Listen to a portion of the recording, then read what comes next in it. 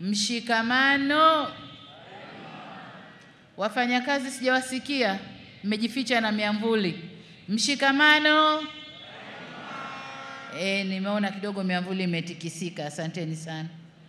Jamhuri ya Muungano wa Tanzania.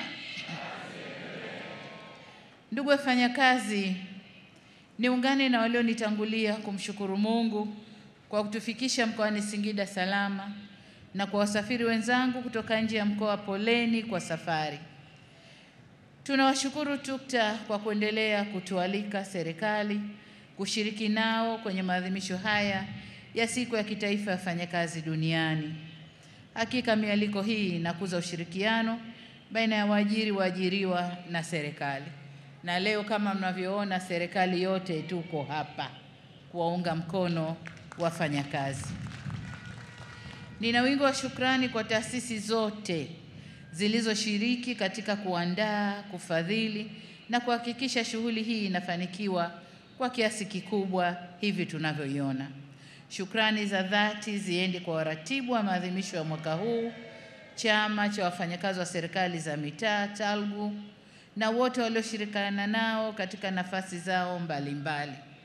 Na washukuru wafanyakazi wote wa sekta ya umma na sekta binafsi kwa kujitoa na kushiriki kwa wingi hivi katika sherehe hizi. Hakika leo ni siku yenu. Kwa Waziri Mkuu wa Jamhuri ya Muungano wa Tanzania, shukrani nyingi kwako kwa miongozo yako na kuisimamia wizara.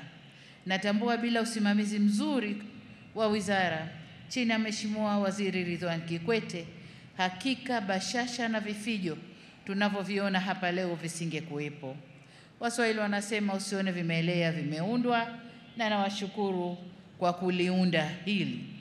Asante sana Mheshimiwa Waziri Ridhiwani Kikwete, mtendaji mkuu wa wizara na watumishi, kwa kazi kubwa na maelezo mazuri ya namna mnavyoshirikiana na vyama vya wafanyakazi katika kutatua changamoto zao na kutekeleza maboresho ya hoja wanazoziibua. Hongereni sana. Kwa wenyeji wetu mkoa wa Singida wakiongozwa na Mheshimiwa Mkuu wa Mkoa, asante sana kwa mapokezi mazuri ya shughuli hii na ukarimu uliotukuka. Likuwa nanong'ona na rais wa TUCTA, ananambia juzi kulikuwa na kuku wa kumwaga hapa Singida. Watu walikula kuku mpaka wakajisahau. Kwa hiyo tunashukuru sana kwa ukarimu huo Singida. Lakini asanteni wana Singida kwa kujitokeza kwa wingi hapa uwanjani. Kweli leo Bombadia imejaa. Bombadia leo imejaza. Waswahili husema shughuli ni watu, na kweli Singida watu wamejitokeza haswa. Shukrani zetu kwa waandishi wa habari kwa kututaarifu yaliyokuwa yakitokea ndani ya mkoa wa Singida kwenye maadhimisho haya kwa juma zima, na leo tukiwa nao katika kilele cha maadhimisho haya. Tunawashukuru wasanii wetu wa vikundi vyote vya burudani kwa burudani maridhawa. Tunashukuru pia vyombo vya ulinzi na usalama na vijana wetu wa scout wanaotusaidia kuweka usalama hapa uwanjani. Kadhalika tunawashukuru Red Cross kwa huduma wanayotoa, na nihitimishe shukrani zangu kwa kushukuru sana vikundi vya hamasa wanaotuchangamsha hapa uwanjani. Ndugu wafanyakazi, kabla ya kuendelea mbele na hotuba yangu, niwatambue wote waliopewa tunzo za ufanyaji kazi bora. Hongereni sana kwa utendaji wenye weledi na uadilifu. Hakika chanda chema huvishwa pete. Ni imani yangu kwamba kwa tunzo hizi mlizozipata, mtazidisha bidii na maarifa zaidi katika kazi zenu. Lakini pia kwa wale ambao hawakupata tunzo leo, hongereni sana kwa mchango wenu wa kuiletea nchi yetu maendeleo na kukuza uchumi wa taifa letu. Niwapongeze wana michezo, na kwa umahususi kabisa Wizara ya Mambo ya Ndani. Leo wamekumba zawadi nyingi sana. Kwa hiyo nawapongeza wana michezo wote. Nataka nitilie mkazo suala la michezo sehemu za kazi. kwani michezo ni afya. Niseme tu kwamba serikali itaendelea kushirikiana nanyi kuzifanyia kazi changamoto zinazowakabili. Nimesikiliza kwa makini risala yenu wafanyakazi iliyosomwa na Katibu Mkuu TUCTA. Tofauti na miaka ya nyuma, mwaka huu pamoja na kuainisha maeneo ya maboresho na kutoa mapendekezo, nimefarijika kusikia risala yenu ikipongeza na kuwa na wingi wa shukrani kwa serikali. Hii inatokana na kwamba vyama vya wafanyakazi vimekuwa vikiwasilisha hoja, ushauri na mikakati ya kukabiliana na changamoto zenu kwa weledi serikalini, lakini hata kwa waajiri. Mmekuwa mkifanya mazungumzo ya utatu kwa maelewano makubwa, na kwa hakika mmedhihirisha ukomavu na kuimarisha mashirikiano na waajiri wenu pamoja na serikali. Mheshimiwa Rais, hongera sana. Hatimaye ni yale ambayo yametajwa hapa kwenye risala ya Katibu Mkuu TUCTA, lakini waziri ameagusia, Caroline wa ILO ameagusia yote yale mafanikio. Mrisho Mpoto ameyasema vyema. Yote yale ni kwa sababu tulikuwa na ushirikiano mkubwa na mshikamano mkubwa. Nimesikiliza risala kama nilivyosema, pamoja na ile ya ILO ikitaja mambo na changamoto ambazo serikali imefanyia kazi na kutatua shida zilizokuwa zinawakabili. Mmeyasema vile vile yale ambayo bado hayajakamilishwa ama bado hayajaangaliwa kwa umuhimu wake. Niwahakikishie kuwa hatutayapuuza na hatutapunguza utashi wa kisiasa kwenye kuyashughulikia. Ndugu wafanyakazi, risala yenu imegusia suala la uhuru wa kuunda vyama au na kusajili vyama vya wafanyakazi. Kama mnavyofahamu, serikali imeridhia mkataba wa Shirika la Kazi Duniani namba 87 wa mwaka 1948, na tunawajibika kuheshimu matakwa ya mkataba huo ya uhuru wa wafanyakazi kujumuika. Kwa kulitambua hili, serikali kupitia Sheria ya Ajira na Uhusiano Kazini sura 336 haijaweka masharti yanayozuia usajili wa chama katika maeneo na sekta ambazo tayari kuna vyama vimesajiliwa. Lakini hapa nataka nitoe rai kwa vyama vya wafanyakazi kuendelea kutoa huduma na kusimamia kikamilifu maslahi ya wanachama wenu ili kuwaepusha na ushawishi wa namna yoyote ile unaweza kuwasababishia kujitoa kwenye vyama vyao na kuunda vyama vingine, kwani umoja ni nguvu na utengano ni udhaifu. Lakini mkataba ule na sheria ya serikali tunasema uundwaji wa vyama vya wafanyakazi hautaingiliwa na chombo chochote, iwe sekta binafsi au serikali, watajiunda kwa hiari. Kwa nizungumze na wale ambao wanashawishi sehemu za kazi uundwaji wa vyama vingine vya wafanyakazi pale kwenye vyama vya wafanyakazi, hebu liangaliwe vizuri. Rais, naomba ulisimamie hilo pamoja na kamati yako, lisimamieni hilo. Ndugu zangu, kuhusu makato ya kodi kwenye posho mbalimbali, kama ilivyoelezwa, serikali itakaa na taasisi husika na kufanya uchambuzi na tathmini ya kodi hizo. Ndugu wafanyakazi, mapungufu mlioyabainisha kwenye utekelezaji wa mikataba ya ajira hasa kwenye sekta binafsi, niseme kuwa serikali imepokea ushauri wa TUCTA kuhusu kusimamia kwa karibu ajira za muda mfupi ili kuhakikisha zinazingatia viwango vya ajira zenye staha. Hivyo ninaagiza wizara zinazohusika ziendelee kusimamia kamilifu eneo hili ili wafanyakazi na serikali tuendelee kunufaika na utekelezaji wa mikataba hiyo. Pamoja na hayo, sina budi kusema kuwa ni muhimu tukafahamu kuwa ajira za mikataba mifupi haziepukiki katika mawanda ya kazi. Aidha, kwa mujibu wa sheria, wafanyakazi walioajiriwa katika masharti yoyote yale wanastahiki haki zao zote za ajira, wawe mikataba mirefu, wawe mikataba mifupi. La maana ni stahiki zao kupatikana kama zilivyo. Mmegusia suala la bima ya afya, na hapa nataka niseme kuwa sheria ya bima ya afya kwa wote sura 161 ilitungwa na kuanza kutekelezwa mwezi Agosti mwaka jana 2024 kwa baadhi ya vifungu.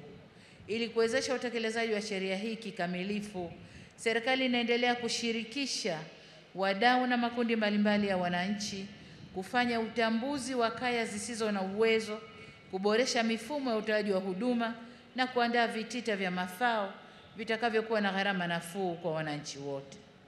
Kwa wakati huu, serikali inawasihi wastaafu katika sekta binafsi kujiunga na huduma za bima ya afya kupitia vifurushi vinavyotolewa na Mfuko wa Taifa wa Bima ya Afya NHIF na Mfuko wa Afya ya Jamii CHF, wakati wakisubiri kukamilika kwa taarifa za utoaji wa bima ya afya kwa wote. Ndugu wafanyakazi, serikali imepokea pongezi mlizotoa kuhusu hatua zilizochukuliwa katika kuboresha mifumo ya utatuzi wa migogoro ya kikazi kwa watumishi wa umma na sekta binafsi. Aidha, kwa upande wa migogoro ya wafanyakazi wa sekta binafsi, serikali ipo katika hatua za mwisho za kukamilisha mfumo wa usimamizi wa migogoro ya kazi kidigitali ambao utawaondolea wadau adha ya kupoteza muda na gharama katika kufuatilia huduma hiyo. Kwenye hoja ya mabaraza ya wafanyakazi wa kisekta, serikali inatambua umuhimu wa mabaraza ya majadiliano ya pamoja ya sekta mbalimbali katika utumishi wa umma. Kwa kutambua umuhimu huo, serikali imeunda na kuzindua Baraza Kuu la Wafanyakazi katika utumishi wa umma pamoja na kuunda mabaraza ya kisekta ya elimu, afya na serikali za mitaa. Hivyo ninamwagiza waziri mwenye dhamana ya utumishi wa umma kuendelea kuyasimamia mabaraza hayo na kuhakikisha yanafanya kazi kwa mujibu wa sheria. Ndugu wafanyakazi, uhifadhi na utunzaji wa mazingira ni suala mtambuka. Ninaishukuru TUCTA kwa kutambua jitihada za serikali katika kuhamasisha matumizi ya nishati safi. Ni mwelekeo wa kuhifadhi na kutunza mazingira yetu. Nishati safi na mwelekeo wa kuhifadhi na kutunza mazingira yetu. Nitumie jukwaa hili kuwahimiza waajiri na wafanyakazi wote nchini kuendelea kuifanyia kazi kwa vitendo ajenda ya matumizi ya nishati safi, kama nchi tuweze kufikia malengo tuliyojiwekea katika kuhifadhi na kutunza mazingira. Na hapa nipongeze ofisi ya Makamu wa Rais kwa kuonesha mfano, na hawa ndio wenye mazingira, wametuonesha mfano nasi tuwe nyuma yao. Ndugu Rais wa TUCTA, niwapongeze tena TUCTA kwa namna mnavyofuatilia hoja za wafanyakazi. Hoja mlizoziibua tunazichukua na tutazifanyia kazi kikamilifu. Kama tulivyoagizwa kwenye ilani ya uchaguzi ya CCM ya mwaka 20 mpaka 2025, serikali itaendelea kuweka mazingira rafiki ya utendaji kazi wa vyama vya wafanyakazi ili viendelee kuwa nguzo muhimu kwa kujenga mahusiano pahala pa kazi na kuboresha maslahi na haki za wafanyakazi. Wafanyakazi mshikamano, solidarity. Ndugu wafanyakazi, nchi yetu imeendelea kupiga hatua kubwa katika sekta mbalimbali. Kiuchumi, mwaka 2024 ukuaji wa uchumi ulipanda kufikia 5.5% kutoka 4.6 iliyokuwa 2023, na tumeweza kudhibiti mfumuko wa bei katika kiwango cha 3.1. Mafanikio haya yamechangiwa na kukua kwa uwekezaji, kuongezeka kwa uzalishaji na mauzo ya nje. Tumeendelea kujenga mazingira mazuri kwa uwekezaji na biashara kisera na kisheria. Tunatekeleza miradi inayorahisisha usafiri na usafirishaji, yani reli, viwanja vya ndege, usafiri majini na barabara. Tumeendelea kutekeleza miradi ya kuzalisha nishati kwa ajili ya kukuza uzalishaji wa bidhaa na kurahisisha huduma za kiutawala na usalama nchini. na vile vile tumeendelea kutekeleza miradi inayotoa huduma bora kwa jamii ili kukuza ustawi wa watu na kuimarisha nguvu kazi. Uwekezaji wote huu pamoja na unaofanywa na sekta binafsi umesaidia kuzalisha jumla ya ajira 888,204 kwa kipindi cha Novemba 2020 hadi Februari 2025. Aidha, kutokana na kukua kwa diplomasia yetu, tumeweza kuingia mikataba ya ajira na nchi mbalimbali ikiwemo nchi za Falme ya Kiarabu UAE, Saudi Arabia, Iran na Qatar kwa lengo la kuongeza fursa za ajira kwa Watanzania kwenye nchi hizo.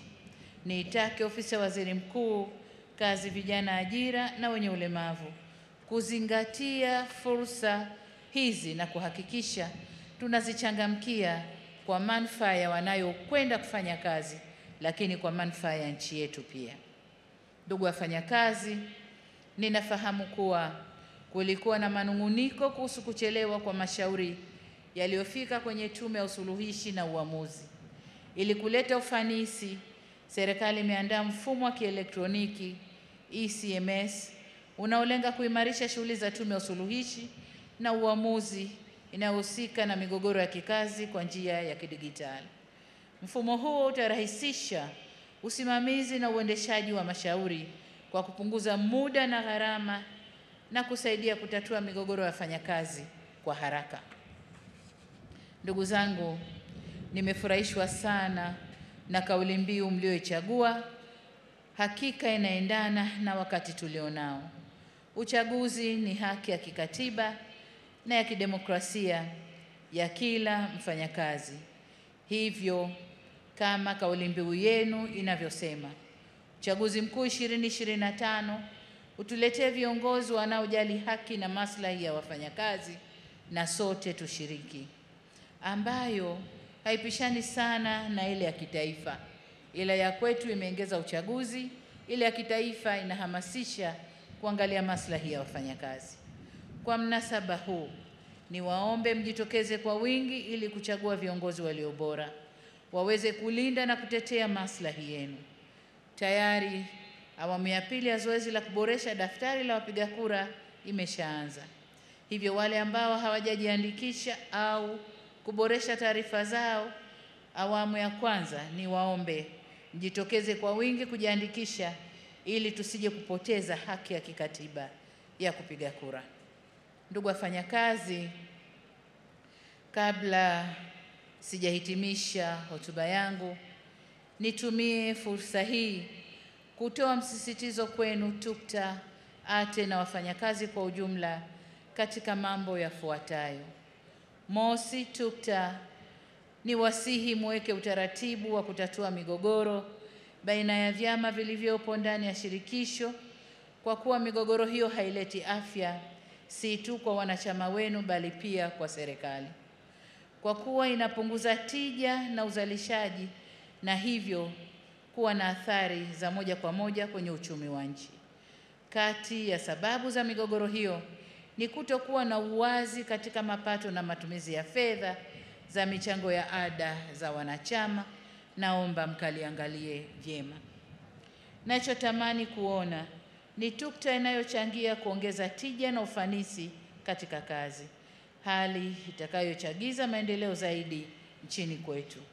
Aidha, niwatake muendelee kutetea haki za wafanyakazi wote nchini, wakiwemo ofisi za TUCTA, wafanyakazi wenu wenyewe ambao wana madai mbalimbali ya stahiki zao. Vile vile mwakumbushe wafanyakazi wajibu wao katika sehemu zao za ajira na kwa nchi yao pia. La pili ni kwenu ATE, nanyi niwasihi muendelee kuwajengea uelewa wanachama wenu kuhusu matakwa ya kisheria, hususan takwa la uhuru wa kujumuika na majadiliano ya pamoja mahali pa kazi. Tutakaporuhusu majadiliano haya, si tu yatasaidia kuboresha maslahi ya wafanyakazi, bali pia yatasaidia kuongeza tija katika uzalishaji na hivyo kuchangia maendeleo ya taifa letu. La tatu, kama mnavyofahamu, dunia imepata mtikisiko wa kiuchumi kutokana na kubadilika kwa mwelekeo wa kisiasa za kanda ambao pia umeleta mabadiliko kwenye sera za kifedha. Mtikisiko huo umeleta kupungua kwa misaada ya maendeleo kutoka kwa wabia tuliowazoea. Hali hii inatulazimu tuongeze ukusanyaji wa mapato yetu ya ndani na tubane matumizi ili tuweze kutekeleza majukumu yetu ya msingi ya ujenzi wa nchi na utoaji wa huduma za kijamii. Huu ni wakati ambao wafanyakazi, waajiri na serikali tunapaswa tushikamane katika vita hii ya kiuchumi ili tusiumbishe nchi yetu. Ndugu wafanyakazi, mapema katika hotuba yangu niliwapongeza kwa kuchangia kukua kwa uchumi. Mwezi Mei 2024 mwaka jana, wakati tukiadhimisha siku ya wafanyakazi, serikali ilieleza ugumu wa uchumi ulivyokuwa kwa wakati ule na kuwasihi tusiongeze gharama kwa serikali kwa kuongeza mishahara, bali tuliendelea na upandishaji wa madaraja na kutoa maslahi mengine ya wafanyakazi. Sasa kwa mapenzi makubwa na kwa namna mlivyoiunga mkono serikali tulipowaomba mfunge mkanda na mkaamua kujituma na kufanya kazi kwa bidii na kufanya uchumi wetu ukue kwa 5.5% mwaka huu, kwa kuwa mcheza kwao hutunzwa.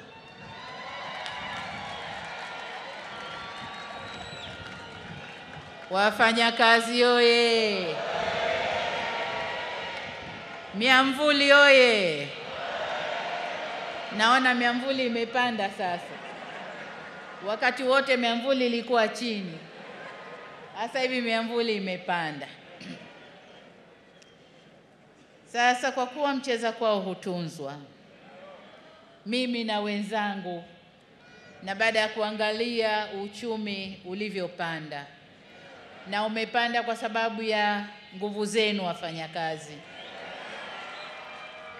ninayo furaha ya kuwatangazia kwamba katika kuzidi kuleta ustawi kwa wafanyakazi, mwaka huu serikali itaongeza kima cha chini cha mshahara kwa watumishi wa umma kwa 35.1%.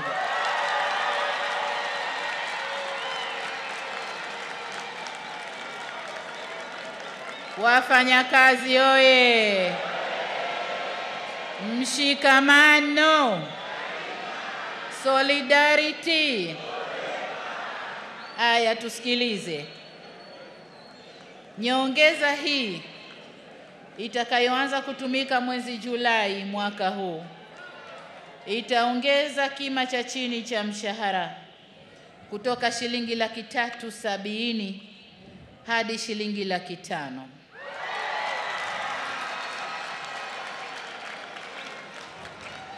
Ngazi nyingine za mshahara nazo zitapanda kwa kiwango kizuri jinsi bajeti inavyoturuhusu. Lakini nataka niwaambie nyongeza nzuri ipo. Kwa upande wa sekta binafsi, bodi ya kima cha chini cha mshahara kwa sekta binafsi inaendelea sasa kufanya mapitio ili kuboresha viwango vya chini vya mshahara kwa wafanyakazi wa sekta hiyo. Pamoja na kazi inayofanywa na bodi hiyo, naendelea kuvihimiza wizara na vyama vya wafanyakazi kufanya majadiliano na waajiri ili kutekeleza mikataba ya hali bora ya wafanyakazi katika sekta binafsi, waendane sambamba na wenzao wa sekta ya umma. Ndugu wafanyakazi, ahadi yetu serikali kwenu kwamba tutaendelea kuboresha mazingira ya kazi yakiwemo maslahi ya wafanyakazi kadri hali ya uchumi itakavyoruhusu. Wafanyakazi oye! Solidarity, mshikamano. Ndugu wafanyakazi, nimalizie kwa kuwapongeza tena wafanyakazi wote nchini kwa kuadhimisha sikukuu hii, na ninawashukuru kwa mchango wenu adhimu katika ujenzi wa taifa letu. Kuijenga nchi yetu ni jukumu letu sote. Hivyo hatuna budi kuimarisha umoja na mshikamano wetu. Aidha, niwakumbushe kwamba ili tuweze kujenga vyema taifa letu ni lazima tulinde amani na utulivu nchini. Nataka nirudie hapa. Wafanyakazi oye! Naomba tusikilize hili. Ili tuweze kujenga vyema taifa letu ni lazima tudumishe na tulinde amani na utulivu nchini. Kwa namna yeyote ile, tusitoe fursa kwa vyama vya wafanyakazi kutumika kuichafua nchi yetu. Historia ya vyama vya wafanyakazi ni vyama vilivyoleta vuguvugu la uhuru wa nchi hii. Sasa tusijibadilishe tukawa vyama vya kusaliti uhuru wetu tulioutafuta kwa nguvu kubwa. Niwaombe sana viongozi wa vyama vya wafanyakazi mkalisimamie hilo. Mwisho kabisa, niwaombe ulinzi wa Mungu na niwatakie safari njema naporudi kwenye maeneo yenu. Narudia wito wangu kwenu wafanyakazi kushiriki kikamilifu katika zoezi la uchaguzi mkuu utakaofanyika mwezi Oktoba 2025 ili kutumia haki yenu ya kikatiba kupata viongozi watakaoongoza taifa letu. Baada ya kusema hayo, nimwombe Mwenyezi Mungu aibariki bara letu Afrika na Mungu aibariki nchi yetu Tanzania. Jamhuri ya Muungano wa Tanzania. Kazi na utu. Kazi na utu. Asanteni sana kwa kunisikiliza.